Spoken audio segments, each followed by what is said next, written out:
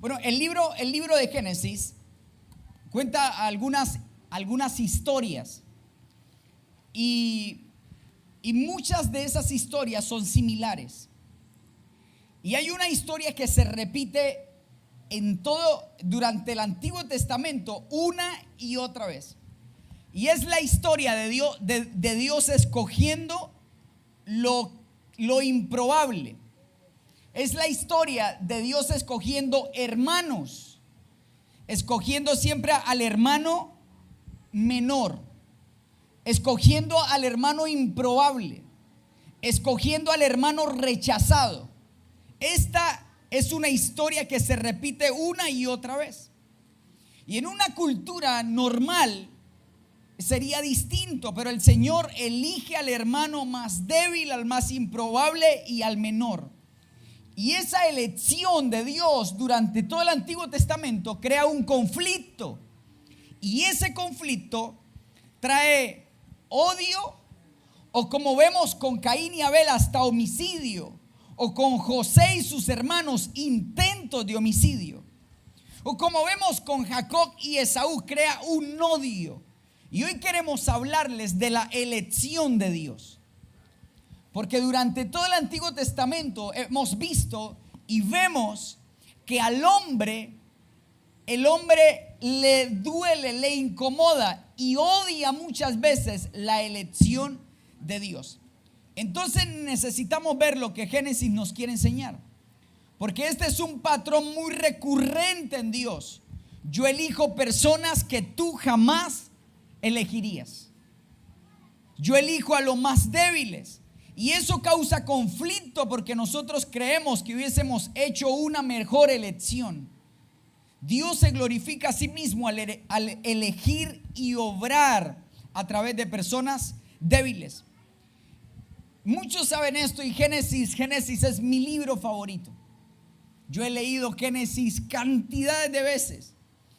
Y es que Génesis marca el panorama completo de toda la Biblia. Ahora, pensemos juntos por un momento en el principio.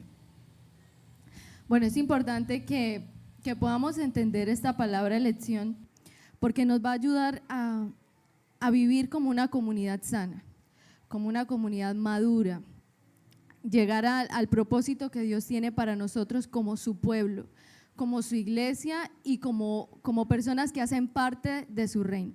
Entonces, en Génesis capítulo 1, Dios comienza a crear todas las cosas. Dios comienza a crear las plantas, crea el agua, el sol, crea todas estas cosas. Y según Génesis capítulo 1, la última cosa que Dios crea es al ser humano. Y luego, en Génesis capítulo 2, vemos que definitivamente a Dios, por encima de todas las cosas que creó, le agrada la criatura hecha del polvo. Le agrada el ser humano, este ser débil le agrada a Dios. Y en Job 38 vemos que los ángeles, dice Job 38, que cuando Dios estaba creando, los ángeles estaban saltando de alegría. Ellos estaban diciendo, wow, qué increíble esto que estás haciendo. Y ahora nosotros estamos muy… Ese momento fue exactamente cuando me estaba creando a mí. Entonces nosotros estábamos muy impresionados de nosotros mismos, pero nosotros somos muy débiles. Nosotros no podemos vivir fuera de la casa. Nosotros le tenemos miedo a la mayoría de los animales, ¿sí? Hasta las cucarachas. ¿Cuánto le tienen miedo a las cucarachas? Bueno, le tenemos miedo a las cucarachas, a los ratos, a la mayoría de los animales. Somos muy débiles. Fuimos hechos de polvo. Y cada vez que un ángel se presenta en la Biblia a un ser humano, lo primero que dice es, no temas. ¿Por qué creen ustedes que dice, no temas? Porque los ángeles son más poderosos. Ellos son más poderosos que nosotros, ellos son más inteligentes, tienen poder, sus cuerpos tienen una gloria distinta a la nuestra. Y nosotros somos la criatura hecha del polvo, somos simples y somos lo último que Dios creó. Pero a Dios le agradó el ser humano y Dios tiene un propósito específico con los seres humanos, con nosotros, con la humanidad. Y sabemos esto porque Dios le pregunta a sus ángeles, según Hebreos capítulo 1, 14, Él le pregunta a ellos, ¿ustedes servirían a esta criatura? ¿Ustedes servirían al propósito que yo tengo con esta criatura simple, sencilla y débil? Y Hebreos 1:14 dice que los ángeles son espíritus ministradores que han sido enviados para el servicio a favor de los que serán herederos de la salvación. Es decir, que los ángeles, aunque son más poderosos, son más impresionantes, son mayor que nosotros, son en su estatura, en su gloria, Dios los mira y les pregunta, ¿ustedes servirían a los seres humanos? Y ahora, como nosotros somos pecadores, como estamos infectados por el pecado, no nos gusta cómo esto suena. ¿Cómo así que los más grandes, que los mayores sirvan a los más débiles, a los más simples? Pero, ¿por qué en la palabra los poderosos sirven a los débiles? Porque es lo que Dios hace. Diga conmigo, es lo que Dios hace. Es lo que Dios hace. Él es el siervo de todos. En la Biblia nosotros siempre vemos que Dios desciende y nosotros intentamos ¿qué? Ir hacia arriba. Dios es un siervo. Nuestro Dios es un siervo. Y luego, de repente, en Génesis capítulo 3, vemos que uno de esos ángeles se aparece, se acerca a la criatura humana, intenta matarla. ¿Sí? ¿Y cómo sabemos esto? Sabemos que intenta matarla porque cuando Satanás, el ángel que se rebeló contra Dios, se acerca en forma de serpiente al ser humano, no se acerca y lo intenta seducir y le dice, venga, hagamos una coalición para irnos en contra de Dios, rebelémonos juntos contra Dios. Le pone una tentación, la única que lo mataría. Es decir, que este ángel quería matar a la criatura hecha del polvo. Y cuando leemos esta historia, vemos entonces que el pecado comenzó con la envidia. ¿Qué pasó con este ángel? Este ángel se rebeló porque tuvo envidia y no quiso servir a los propósitos de Dios. Satanás, siendo más grande y poderoso en su estatura y su forma, dijo, ¿yo cómo voy a servir a los hombres? ¿Cómo puedo hacer eso si yo soy mejor que ellos? Y tuvo envidia y se rebeló al propósito de Dios y a la elección de Dios. Y en todo Génesis vemos que el pecado comenzó con el pecado de la envidia. Dios elige a alguien y a mí me parece que yo soy una mejor elección, entonces quiero quitarlo del camino, quiero matarlo, quiero borrarlo. Y la envidia está hoy, como desde el principio, liderando todos los pecados en esta era. Y eso nos lleva o nos deja ver cómo vamos a responder nosotros a la elección de Dios. Si vamos a responder como este ángel que no quiso servir a los propósitos de Dios, o vamos a rebelarnos. Y es que Dios siempre sigue, desde Génesis, Apocalipsis hasta hoy, Él sigue eligiendo a la gente improbable, a la gente que quizá no nos gusta, gente que nosotros podríamos decir, yo lo hubiese hecho mejor, o yo conozco a alguien que lo hubiese hecho mejor. Y esta palabra es tan importante porque trata del corazón de la iglesia y cómo Satanás desde el inicio está intentando contaminar a la iglesia para rebelarse contra la decisión de Dios. Desde el inicio el Señor eligió y dijo, miren, coman de todo, hagan de todo, menos de ese árbol. Y Satanás intentó, hizo todo hasta que lo logró, para que el hombre se rebelara contra la elección de Dios. Ahora, el título más común en la Biblia es el Dios de Israel. El título para Dios es el Dios de Israel. Pero no podemos olvidar que cuando hablamos de Israel, estamos hablando de un hombre. Y que cuando hablamos de un hombre, entonces se revela el verdadero corazón de Dios. Israel representa a un hombre llamado Jacob. Mire lo que dice Génesis 3:15, hablando del talón, porque es tan importante. Y pondré hostilidad entre tú y la mujer, y entre tu descendencia y la descendencia de ella, su descendiente te golpeará la cabeza y tú le golpearás ¿el qué? El talón. Y la serpiente intenta lastimar el talón. Y Jacob, que representa a Israel, quien en Israel sale tomando el talón de Esaú. No es que Jacob sea la serpiente, ya lo dije, es que también venía infectado.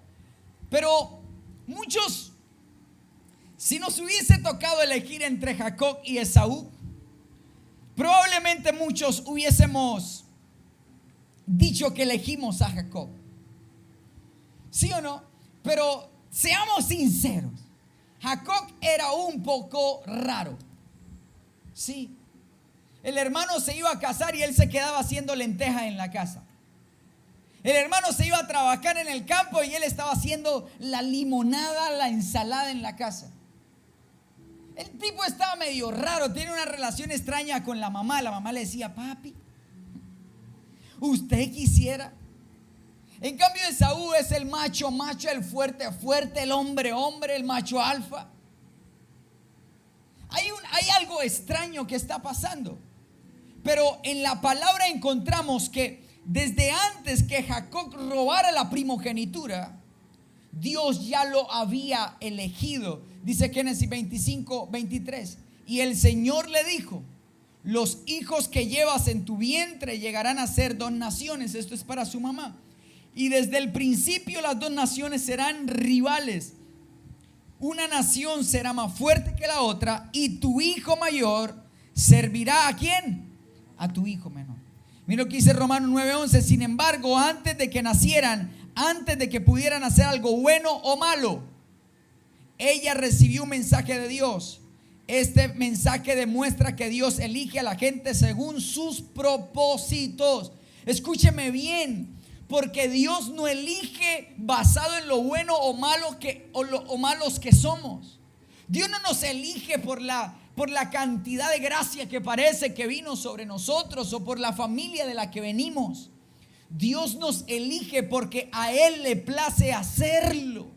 Es su bendita y divina decisión hacerlo.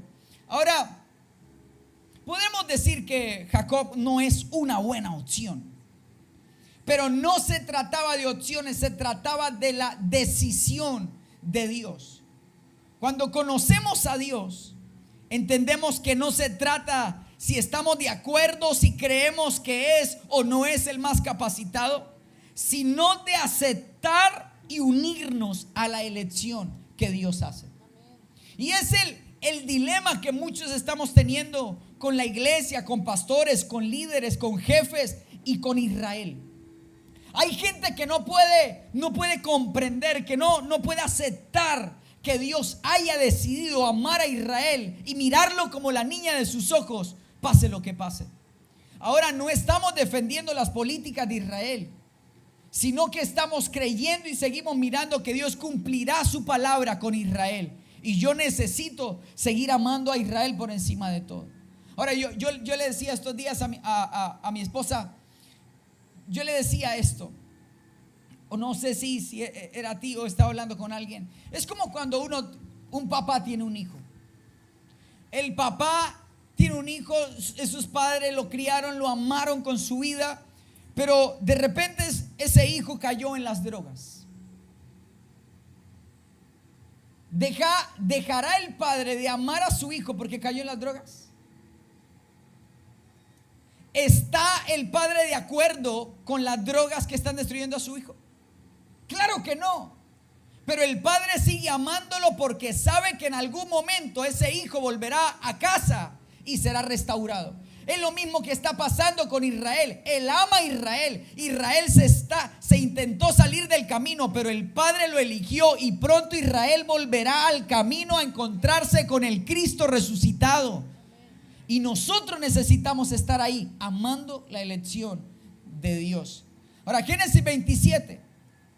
Jacob intenta robar la primogenitura y prepara comida y comienza a engañar a su hermano con comida. 1. ¿Sobre quién la profecía del talón? Sobre Satanás. 2. ¿Quién es el que engaña con comida? Satanás. Y es lo que está haciendo Jacob. ¿Acaso no es también Satanás el que lo hace y Esaú cae? Porque Esaú tampoco está calificado. Muchos podrían decir, él era el mayor, él podría, pero Esaú mostró que tampoco estaba calificado. Porque Esaú cayó ante la primera tentación con un platico de comida, porque era un hombre de la carne. Ahora, 3 veces, cuando va a su padre, 3 veces su padre le dice: yo creo que tú eres Jacob, que no eres Esaú. Pero su padre saca la mano y lo bendice. Pero hay algo particular que pasa aquí, y es que Isaac nunca logra tocar a Jacob. Él nunca logra hacerlo. Dice la palabra que le pidió que se acercara porque Esaú era velludo. Y lo tocó y dijo: ok. Y lo bendijo. Lo que Isaac tocó para bendecir a Jacob fue la piel del animal que estaba encima de Jacob. El animal que debió ser sacrificado para que Jacob recibiera la bendición. Y esto nos está dando a entender desde el principio, desde Génesis, desde el panorama bíblico de todo, que la bendición de Dios para nuestras vidas iba a requerir sacrificio. Durante todo el Antiguo Testamento fue sacrificio de animal. Fueron palomitas, fueron ovejas, fueron toros, fueron vacas. Pero pronto en el Nuevo Testamento vendría el sacrificio de sacrificios. El sacrificio del cordero inmolado, que es Cristo. Pero ahora pasa algo, él usurpa el lugar, pero luego Dios viene a Jacob y le dice, Génesis 28:15, además yo estoy contigo y te protegeré donde quiera que vayas. Llegará el día en que te traeré de regreso a esta tierra. No te dejaré hasta que haya terminado de darte todo lo que te he prometido. Jacob había tenido que huir, había tenido que salir, causó una división en su familia, pero Dios se aparece a decir: yo te elegí, yo te escogí y yo cumpliré mi propósito en tu vida. Nosotros lo hubiéramos descalificado, ¿cierto? Por todo eso que hizo. Pero gracias a Dios que el Señor no hace eso. Y el Señor elige personas. El Señor elige personas, pero Él no se glorifica al elegir las mejores personas, porque las mejores personas no existen. No existen las mejores personas. Dios se glorifica al hacer sus propósitos, al cumplir sus propósitos a través de personas que están completamente descalificadas, que son incapaces de cumplir los propósitos de Dios en sus fuerzas. Y este es Jacob. Él comienza un proceso, él huye de la tierra de su padre porque su hermano lo iba a matar. Luego se va a donde su tío Labán, se enamora de la hija de su tío, Raquel, y trabaja 7 años por esta mujer para casarse con ella, pero su suegro lo engaña y le da a la hija mayor, a Lea. Y podemos ver este conflicto de Jacob por causa de su pecado. Él ama a Raquel, pero Dios ama a Lea. Y por eso Dios le da a Lea. Una vez más vemos la elección de Dios. Jacob eligió a Raquel, pero Dios eligió a Lea, a la que nadie quería. Y por eso Dios le entrega primero a Lea por medio de su suegro. Y Jacob comienza a tener muchos conflictos y su historia se construye hasta que tiene un encuentro real con Dios. Y ese encuentro sucede un poquito, una noche antes de reencontrarse con su hermano Esaú. Él se va a reencontrar con Esaú y entonces pone a su esposita, la feíta, a la que no le gustaba mucho, a Lea y a sus hijos adelante. Pone el ganado, pone a Lea y a sus hijos adelante, luego pone a Raquel y a sus hijos después, y por último se hace él. Como quien dice, si cualquier cosa mi hermano viene con cuchillos o cualquier cosa, yo tengo tiempo de huir. Puso a la esposa que casi no quería, ¿no? Fue la primera decisión: acabar, que acaben primero con Lea. a Raquel y luego se puso él. Dijo, no, pues. ¿Qué más? Pero esa noche anterior, Jacob se encuentra con Dios y él pelea con Dios. ¿Y qué sucede con Jacob? Jacob quería que Dios le diera una bendición, que pusiera a su hermano Esaú debajo de él, que lo pusiera a él debajo, o sea, que Dios lo bendijera de una forma que él pudiera vencer a su hermano Esaú. Pero ¿qué hace Dios? Dios lo bendice de una manera distinta. Dios lo bendice con humildad y servidumbre. Dios rompe su fuerza y desde ahí en adelante Jacob cambia. Algo cambió en Jacob. Entonces él se va y acomoda de una manera distinta. Luego él se pone primero y dice, bueno, no sé si conocen la historia, pero él pelea con el ángel de Jehová, con Jesús, y él le hiere el muslo y entonces Jacob queda cojo. Entonces ya era un señor mayor, cojo, con muletas. El chengo Jacob. El chengo. Ya no podía correr. Dios hirió su fuerza. Dios lo hirió con servidumbre, con humildad. Desde ese momento en adelante comenzó a caminar de una manera distinta. Cuando él se hace al frente y Esaú lo ve, dice, ¿y este no es mi hermano? ¿Quién es ese? Cuando viene Esaú de lejos, lo mira y lo ve distinto. Camina distinto, tiene algo distinto, se encontró con Dios y Dios rompió su fuerza.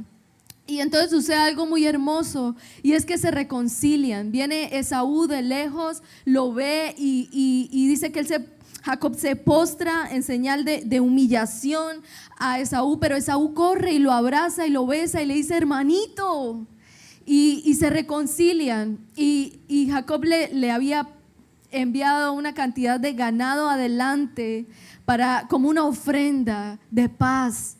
Y luego cuando Esaú se lo encuentra le dice, ¿qué es todo eso que usted me envió? ¿Qué son todos esos regalos? Y él le dice, es para afianzar esta amistad, es porque quiero servirte, hermano. Y Esaú le dice, no, yo quiero servirte a ti, el Señor me ha bendecido. Y hay una reconciliación. ¿Qué sucede con Esaú?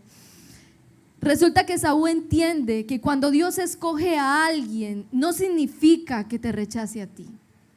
Cuando Dios escoge a alguien, no quiere decir que te rechazó a ti. Simplemente te da una herencia distinta. Cuando Dios escoge a alguien para algo, no te rechaza a ti, te da una herencia distinta, un lugar distinto. Y Esaú dice, hermano, estamos bien.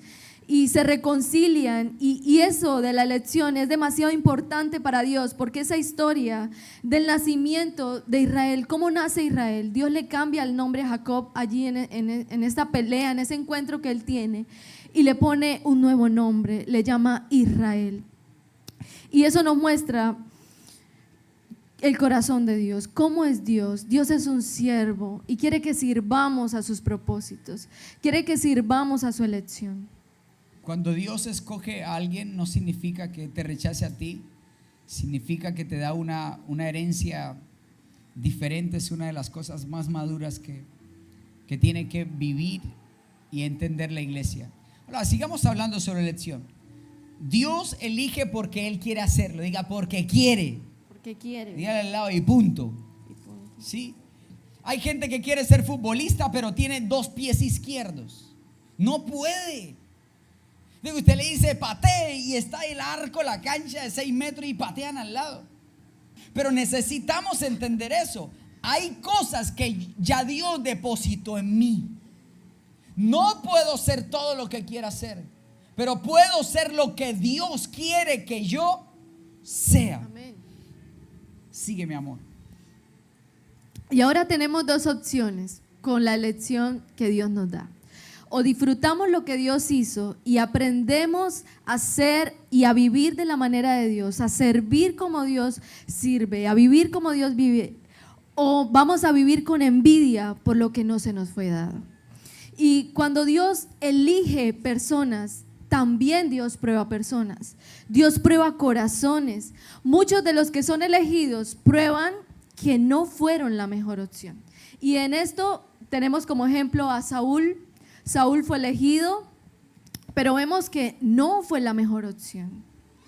Y también vemos a Jacob. Jacob fue escogido desde antes de nacer, desde antes de haber hecho algo bueno o algo malo, ya leímos eso.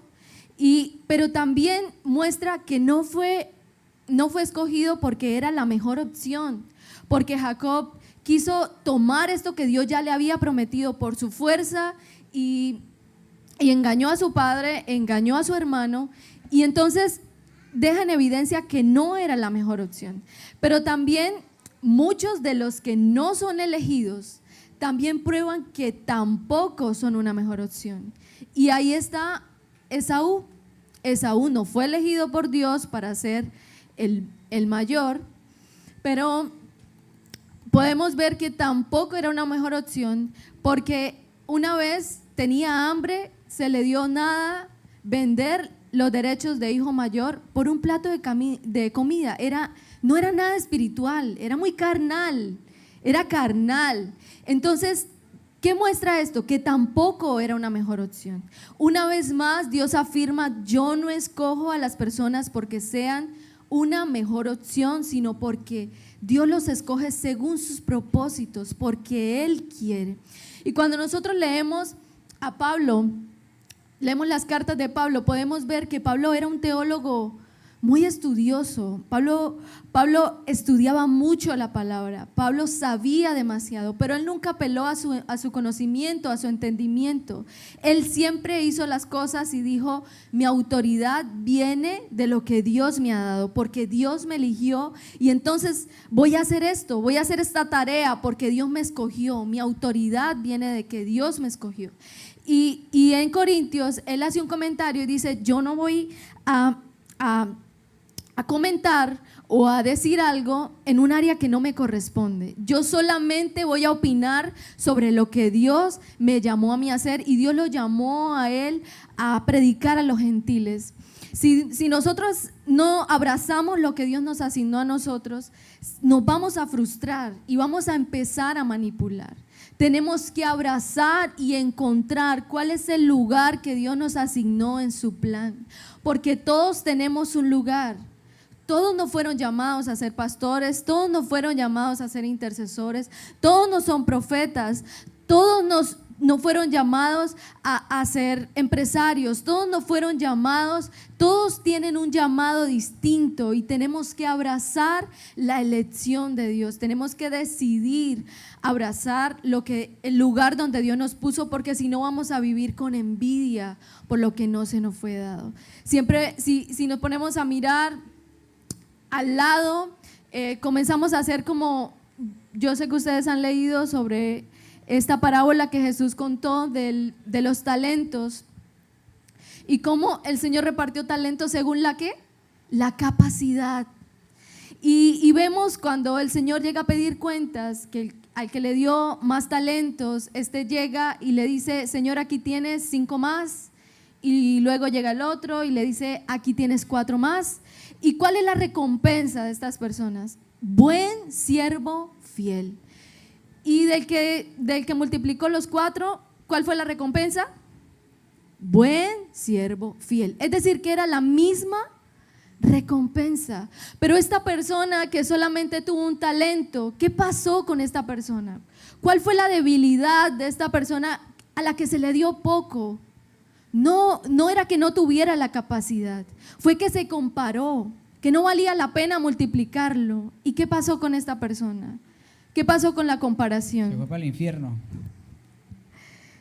No cumplió el propósito Sí, de amor, Dios. Se fue para el infierno porque no fue fiel. Para el infierno.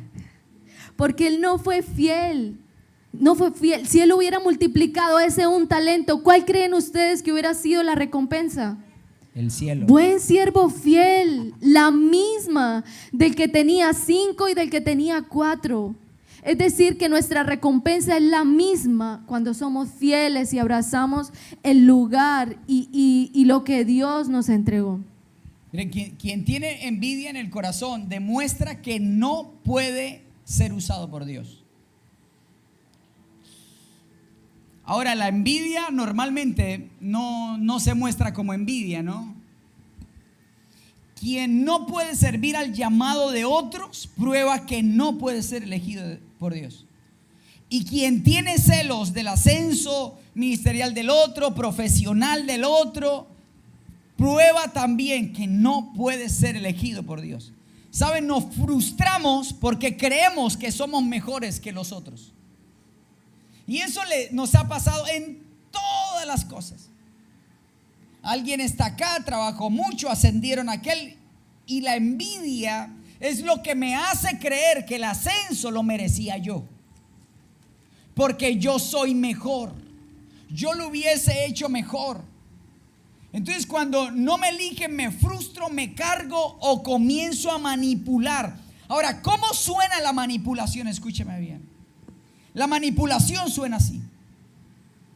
Entonces, como no me eligieron a mí, y a veces no es algo que yo pienso, pero yo siento dentro de mí que yo hubiese podido hacerlo mejor. Entonces comienzo a decir cosas como, ¿saben? La pastora no, ¿a usted la ha visitado? A mí tampoco. Y los pastores deberían visitar, ¿cierto? A mí me gusta visitar. A mí me gusta abrazar a la gente. A mí me gusta servir a la gente. Y comenzamos a manipular y a dañar el corazón de los otros con esto. ¿A usted cómo le parece el nuevo jefe? A mí me parece que Michael lo hubiera hecho mejor, ¿cierto? El nuevo jefe tiene cosas que no. Es que esta persona tiene cosas que no van. Y así comienza a verse la envidia. Ahora, cuando Dios elige a alguien y tú te enojas, no apoyas a esa persona y no estás de acuerdo con esa elección, hay una razón por la que eso pasa. Crees que tú eres mejor opción.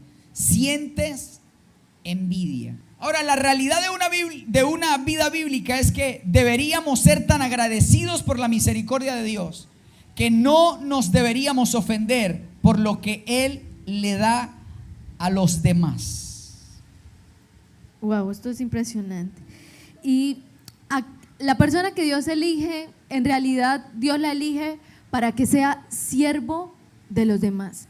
Cuando Dios elige a alguien, no lo hace para exaltar a esa persona, lo hace para que sea un siervo de todos, para que sirva a los demás. Si Dios te dio un don grande, es para que pueda ser el siervo de todos.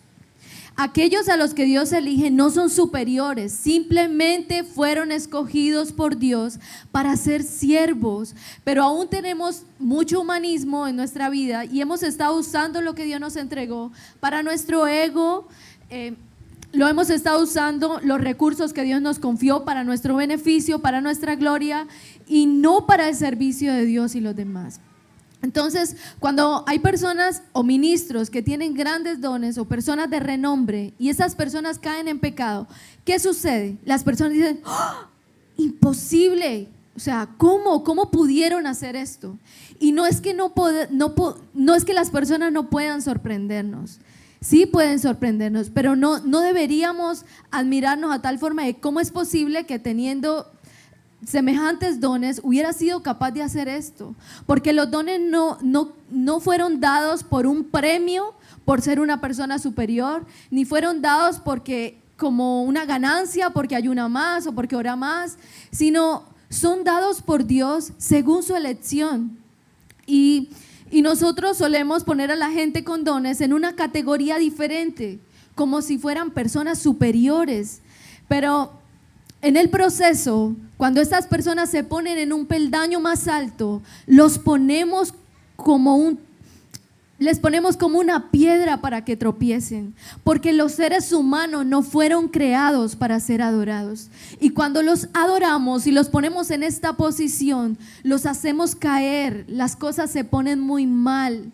Y necesitamos ser maduros en esto. Necesitamos entender que todos somos hermanos, que somos siervos, que los dones y las capacidades y los llamados de Dios fueron dados para que podamos estar al lado de otra persona y podamos servir, podamos ser como Jesús, podamos amar a estas personas, podamos acompañarlas y llevarlas a que ellas puedan cumplir el llamado que Dios les ha hecho a ellos también. Así que necesitamos madurar necesitamos entender y comprender cómo funciona la elección de Dios. Mire, hay algo, y es que nosotros solemos endiosar los dones. Sí, hay gente que dice, usted no ha visto, esa persona le dice a usted lo que vivió. No, es que a esa iglesia es que hay que ir. Y vive una vida de pecado, pero la gente comenzó a idolatrar los dones. Pero los ministros de Dios, los líderes, los pastores, todos los que sirven a Dios, no necesitan ser aplaudidos por todo lo que hace, sino que también necesitamos ser ¿qué? Confrontados. ¿Sí? Los pastores siempre debemos tener a alguien que le dice, ¿y cómo? ¿Si le está haciendo esas pasticas con pollo al pastor o no? ¿Usted sí está respetando al pastor o no? Y yo necesito tener a alguien que diga, bueno, usted sí está amando a su esposa como Cristo ama a la iglesia. La palabra dice, alguien dijo que realmente la vida espiritual de un pastor se ve en la alegría o la tristeza de su esposa. Porque podemos ser muy buenos aquí, pero si en la casa estamos fallando, entonces estamos fallando en absolutamente todo y estamos siendo hipócritas. Si la gente afuera nos aplaude, pero por dentro estamos haciendo llorar, entonces no estamos viviendo el verdadero evangelio. Ahora, aquel que no es escogido no es que sea rechazado, simplemente no fueron escogidos para ese rol. La envidia quiere dominarnos, pero nosotros debemos dominarla a ella. Debemos aprender a humillarnos delante de Cristo, renunciar a la envidia y aprender a servir con humildad y pasión el llamado que Dios pone en otros. Debemos soltar la idea que cuando Dios escoge a alguien es porque ya Dios nos rechazó a nosotros. Ahora nosotros retrasamos los propósitos de Dios por la envidia que hay en nuestro corazón. Y resulta que si nosotros nos ponemos en una posición o en un lugar por manipulación y por la fuerza, vamos a tener que mantenernos ahí con lo mismo, con fuerza y manipulación. Pero si es Dios… Sí, es como el que entra a un puesto por política, por palanca política. Le toca mantenerse en ese puesto haciendo favores políticos. Porque el día que dice que no a un político, se fue. Y lo mismo pasa con Dios. Cuando el hombre se pone en un lugar porque ha estado buscando la aprobación del hombre, le toca mantenerse sirviendo al hombre, haciendo cosas para el hombre. Pero cuando es Dios quien lo posiciona, es Dios quien lo mantiene en ese lugar. Y aunque Jacob, ya Dios le había dicho a Jacob que lo había escogido, ya le había dicho a Raquel, yo estoy muy segura, la palabra no dice, pero Raquel le tuvo que haber dicho la mamá de Jacob le tuvo que haber dicho a él que Dios lo había escogido. Pero sin embargo, él viendo que pasaba el tiempo y Dios no cumplía lo que le había dicho, él quiso tomarlo por la fuerza. Él quiso engañar, él quiso hacerlo. Y esto es lo que vemos comúnmente. Pero hay una persona que rompió este patrón y ese fue David. El Señor había rechazado a Saúl porque él desobedeció. Y luego unge a David y le dice que él va a ser el rey de Israel. Pero él no toma este lugar por la fuerza. Él es paciente y espera hasta que Dios lo ponga en ese lugar, hasta que cumpla lo que le prometió. Y esto es lo que todos, al lugar donde todos debemos llegar. Necesitamos… no podemos rechazar a las personas que Dios eligió. Necesitamos corregir a aquellos que fueron escogidos para que puedan caminar en su llamado. Y ahora, todos fuimos elegidos para ocupar un lugar en el plan de Dios. La cosa es que muchas veces nosotros queremos lo que Dios le dio al otro. y no abrazamos lo que se nos fue dado a nosotros. Amén. Y estamos con una herida ahí en el corazón, pero es que yo quería era estar allí, es que yo quería era hacer esto, yo soy mejor en esto. Dios nos dio según la capacidad, y si abrazamos esto y servimos unos a otros con este entendimiento, vamos a ser una comunidad madura, vamos a ser maduros en la fe. Dice Juan 13:35, el amor que tengan unos por otros será la prueba ante el mundo de que son mis discípulos. Pero hasta que no rompamos con la maldición de la envidia, no vamos a poder experimentar la unidad y el amor de Cristo en cada uno de nosotros. Ahora, no podemos nacer al llamado de Dios para todos sin arrepentimiento. Tiene que haber arrepentimiento. Todos tenemos que encontrarnos con Dios. Jacob no era calificado, pero cuando se encontró con Dios calificó. Porque Dios no busca gente calificada, Él califica al que llama. Él no llama gente calificada, Él no dice, este está perfecto, ya se porta bien, viene de una buena familia. No, Él escoge y capacita. Él escoge y califica, porque Él es el Dios que hace posible lo imposible. Diga al que está al lado, dígale, tú calificas para Dios. Ahora dice Mateo 20:26, entre ustedes será diferente. El que quiera ser líder entre ustedes deberá ser sirviente, y el que quiera ser el primero entre ustedes deberá convertirse en esclavo. Pues ni aún el Hijo del Hombre vino para que le sirvan, sino para servir a otros y para dar su vida en rescate por muchos. Y queremos preguntarte esto: ¿cuál es tu sueño? ¿Qué es lo que crees que es más grande aquí? ¿Sueñas ser como Jesús? ¿Sueñas ser un siervo donde Dios te puso? ¿O quieres reconocimiento temporal en lugar de reconocimiento eterno? ¿Quieres fama o quieres ser fiel? ¿Quieres el éxito que el hombre da o el éxito que proviene de ser fiel a Dios? Nuestro comportamiento muchas veces muestra que nosotros no estamos de acuerdo con Jesús. Porque Jesús, en la cita que acabas de leer, nos da una definición de lo que es la grandeza. Y dice que el que quiera ser mayor debe ser ¿qué? Siervo. El que quiera ser mayor debe ser un siervo. Y Él no lo dice desde un punto lejano. Él lo dice porque Él fue siervo. Él se ciñó una toalla en su cintura y le lavó los pies a sus discípulos. Él fue un siervo. Por eso la palabra dice que el Señor, en Filipenses, que el Señor lo sentó en el lugar de honor a la derecha de Él. Y nosotros necesitamos servir al llamado de las personas que están a nuestro alrededor, como Jesús sirvió a sus discípulos. Él los llamó, Él los ungió, Él los capacitó, Él les lavó los pies, Él les sirvió la cena. Jesús se invirtió en ellos.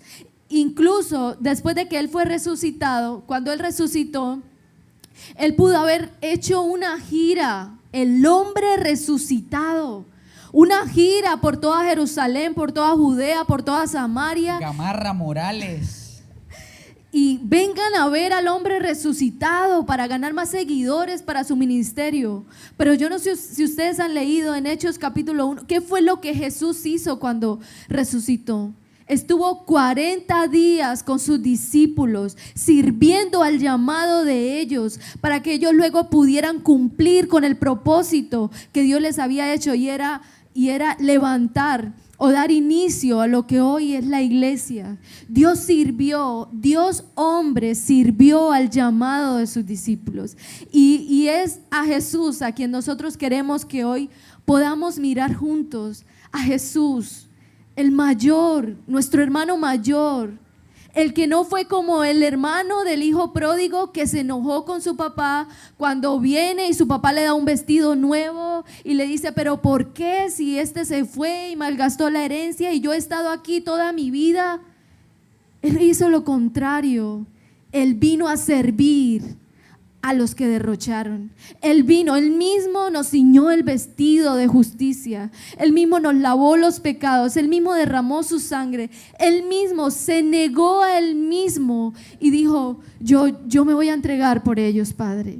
Yo no voy a ser egoísta como el hermano del hijo pródigo. Yo quiero compartir mi herencia con ellos. Yo quiero que tú lo sientes a mi derecha y a mi izquierda. Yo quiero que tú lo sientes conmigo cuando yo regrese con mi reino. Yo quiero gobernar con ellos. Y es a Jesús a quien yo quiero y queremos que podamos mirar, al siervo, al mayor, al que nos hace la invitación: sirvan como yo he servido. Mírenme a mí. Yo soy un siervo. Isaías 53 dice que Él es un siervo que creció en la presencia de Dios y fue despreciado, varón de dolores, experimentado en quebranto. Abrazó el sufrimiento para servir a tu llamado. Él abrazó el sufrimiento para servir a tu llamado, Brigitte. Él abrazó el sufrimiento para servir a tu llamado, Arcángel. Él abrazó el sufrimiento para servir a tu llamado, Iván. Él lo hizo por cada uno de nosotros. Él tomó el sufrimiento y nos sirvió y nos lavó los pies y nos lavó los pecados y nos vistió de un nuevo nombre, nos dio un lugar, nos dio parte en su herencia, en su reino, nos dio lo que habíamos perdido por causa de nuestro pecado. Y yo quisiera que hoy pudiéramos pensar un poco si cuando Jesús regrese y podamos mirar a sus ojos, nos vamos a arrepentir de algo, porque vamos a estar mirando a los ojos de un siervo. Y dice la palabra en Mateo que cuando Él venga, dice que a los siervos que encuentre pendientes de su llegada, dice que Él va a tomar la toalla y los va a servir. Él sigue siendo un siervo. Voy a hacer un paréntesis aquí, voy a interrumpirle. No, mi amor, no me dejes hablar. Mi amor, déjame hablar. La idea era predicar juntos. No, quiero hacer un paréntesis aquí, porque hay algo especial. Escúchame, alcen la manito todas las mujeres. Mire, hay algo especial que Dios está poniendo sobre las mujeres en este tiempo. Dios tiene algo especial con las mujeres en este tiempo. Y desde las mujeres son importantes en el plan del Señor. El Señor cayó a Zacarías para que su esposa Elizabeth pudiese profetizar. Hay gente que está diciendo las mujeres no tienen ni voz ni voto, pero no es lo que pasa en la palabra. La primera mujer en salir a profetizar, a declarar el evangelio, a la que se le reveló Cristo como Mesías, fue a una mujer, a la mujer samaritana. Fue la primera, podríamos decir, la primera evangelista del Nuevo Testamento. Fue la primera persona que Cristo le dice: yo soy el Mesías. Ella sale a predicar y miles corren a Cristo. Luego está Marta y María, que son las primeras en enterarse de la resurrección de Jesús, y ellas salen a decir: hey, él ha resucitado. Dios tiene un plan con las mujeres. Ahora, Dios puso a esta mujer aquí bonita, y probablemente para muchos no califique. Para ella misma muchas veces ella se ha sentido que no califica, pero Dios la escogió a ella. Y ustedes pueden o sentir envidia, o estar en su contra, o entender que Dios las puso para servir a su llamado. Porque el llamado que Dios le dio a ella no es para la edificación de ella, sino para la edificación del cuerpo de Cristo. Por eso necesitamos madurar, y ella, como su pastora, necesita servir a su llamado. En algún momento su llamado va a ser una mamá en casa cuando nazca su bebé. Otras veces su llamado va a ser una buena empleada, otras veces va a ser un ascenso, otras veces una gran profesional. Quizás en algún momento usted diga: pastores, Dios me habló que voy a ser misionero, misionera. Y nosotros necesitamos impulsar su llamado también. Pero necesitamos madurar las mujeres y entregarle todo al Señor y decir: en esta iglesia no vamos a ser mujeres que se dividen, sino que se apoyan, que se honran y que impulsan el llamado, las unas de las otras. Amén. cosas que solo su pastor les va a decir. Digan amén. Amén. Que el Señor nos ayude. Y Dígame usted también. amén, yo dije amén. Y estábamos hablando de Jesús como el siervo de todos. Y si Jesús, siendo el mayor, sirvió a nosotros, ¿por qué no servimos también nosotros al llamado de las personas que nos rodean? Es hora de renunciar a la envidia y decir: yo no fui llamado para esto, pero puedo apoyar con mi vida. No me escogieron a mí, pero puedo colaborar. Y necesitamos servirnos los unos a los otros.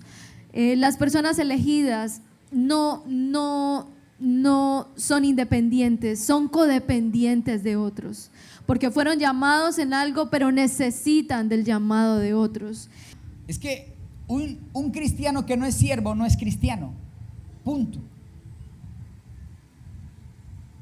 Y no solo dentro de la iglesia, usted como papá tiene que aprender a servir en su casa. Sí, hay padres que llegan y solo están esperando que le quiten los zapaticos, pero el llamado de Dios es que todos seamos siervos. Todos, diga conmigo: Dios me llamó a ser siervo. Dios me llamó a ser siervo. Pero también Dios nos llamó a ser servidos. Y hay gente a la que le gusta servir, pero le cuesta ser servida.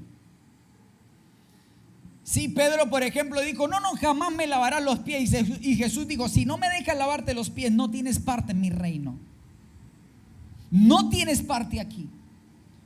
Porque el reino de los cielos es un reino que reconoce que todos necesitamos de todos. Que no soy independiente, y aunque suene feo, todos dentro del reino somos dependientes el uno del otro. Porque somos un cuerpo, mi mano depende de la otra, mi cara depende de la cabeza, los pies, todo está conectado. Y yo necesito entender, yo necesito del cuerpo, y por eso busco ayuda, por eso hablo mis problemas, por eso hablo mi corazón, por eso no me cierro, por eso no soy duro, porque reconozco que yo también necesito de los demás. Ahora, no todos fuimos hechos de la misma manera, pero hay una profunda necesidad los unos de los otros, y nos necesitamos los unos a los otros. Así que dígale al que está a su lado: te necesito. Dile: te necesito, te necesito. Y no se trata de servir a los que aparentemente tienen más talentos, sino de servir, de apoyar, de estar al lado de otro, impulsar el llamado que Dios escogió, aunque humanamente no parezcan los más calificados. Y una iglesia madura no es una iglesia perfecta. Nosotros no fuimos llamados a ser perfectos. Un día vamos a llegar a la perfección. Pero una iglesia madura es la iglesia que ha aprendido a perdonar, que se rinde, que perdona. Es un pueblo que vence la acusación, que vence la crítica, que vence la acusación, que dice: hay diferencias, hay conflictos, vamos a hablar, vamos a perdonarnos, vamos a ayudarnos, y pasan por alto la ofensa y continúan en amor. Y necesitamos como parte del reino de Dios entender que somos un reino de siervos. Amén. Y servirnos los unos a los otros. Y es que la gloria del Padre no está en la perfección de sus hijos, sino en la unidad de los hijos.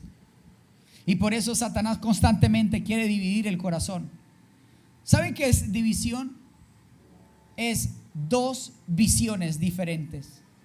Podemos estar dentro de la misma iglesia y divididos. Y Satanás sabe que si estamos divididos, ganó. Dice: divide y vencerás. Por eso, como hombres, como mujeres, como cuerpo completo de Cristo, necesitamos pedirle al Señor que quite de nosotros la envidia y que nos ayude a ser una parte sana dentro de su cuerpo. No podemos ser la parte enferma. ¿Usted ha visto que alguna vez la mano amaneció rara con la otra mano? No, en serio. No, eso no pasa. Y cuando una parte del cuerpo se enferma, ¿qué pasa? Todo el cuerpo se enferma.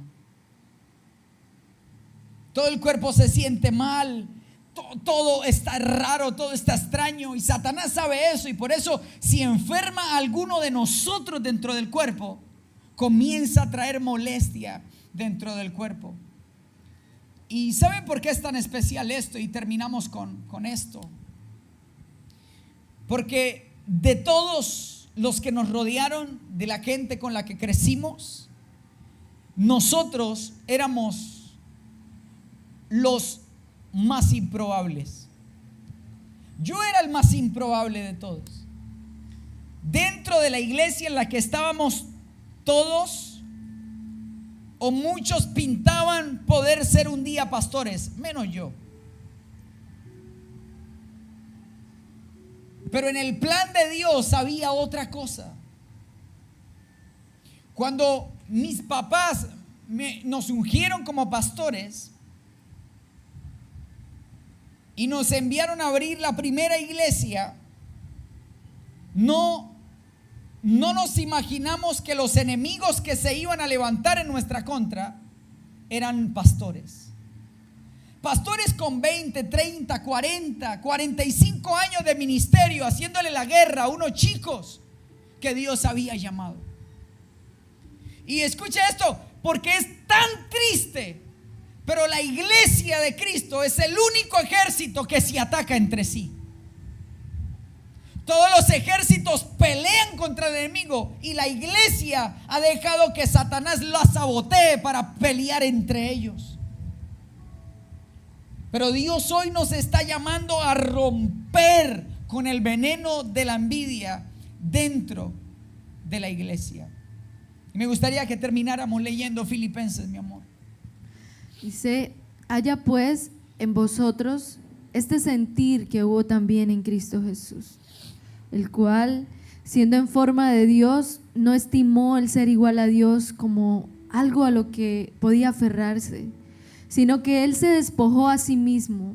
Él tomó forma de siervo, se hizo semejante a los hombres, y estando en la condición de hombre, se humilló a sí mismo, haciéndose obediente hasta la muerte, y muerte de cruz.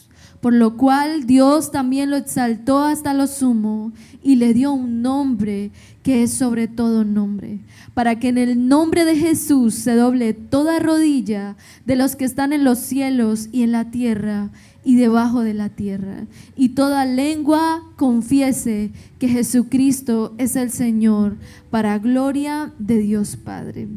Estamos hablando de este tema porque creemos que Dios nos quiere llevar a una madurez, que Dios ha traído un nuevo tiempo sobre esta comunidad, sobre esta casa, y que el Señor nos está confrontando en nosotros vencer el deseo de descalificar a los que están a nuestro alrededor, y que podamos tomar esta forma de siervos y que podamos servir al llamado de cada uno de nosotros con fidelidad, con compromiso, libres de toda raíz de envidia, libres de la comparación, entendiendo que Jesús es nuestra meta, pero Jesús también es el camino, y el camino que Jesús tomó fue un camino de siervo, y que todos podamos caminar por este camino. ¿Estás dispuesto a dejar tu orgullo, tu independencia, tu estatus, tus conocimientos, tus títulos, tus dones y talentos a un lado por servir, por impulsar, por apoyar a quienes Dios elige, a quienes Dios llama? Satanás no quiso hacerlo, y la envidia lo llevó a rebelarse y a ser destituido. En cambio los ángeles sí, y el mismo Jesús lo hizo. Póngase en pie ahí por un momento. Hoy lo que está sobre la mesa es la condición del corazón de cada uno de nosotros. Si en algún momento la palabra te está incomodando, si en algún momento sentiste que la palabra era personal, es porque Dios te está hablando. Porque cada vez que preparamos una palabra, no lo hacemos pensando en alguien en particular. Solo nos sentamos a escuchar a Dios y hablamos lo que Él quiere que hablemos a su iglesia. La condición del corazón infectada por la serpiente, que cree que es más, que es mejor, que es envidioso, y el corazón de los hijos de Dios es humilde. El corazón de los hijos de Dios celebra, impulsa y sirve la elección de Dios.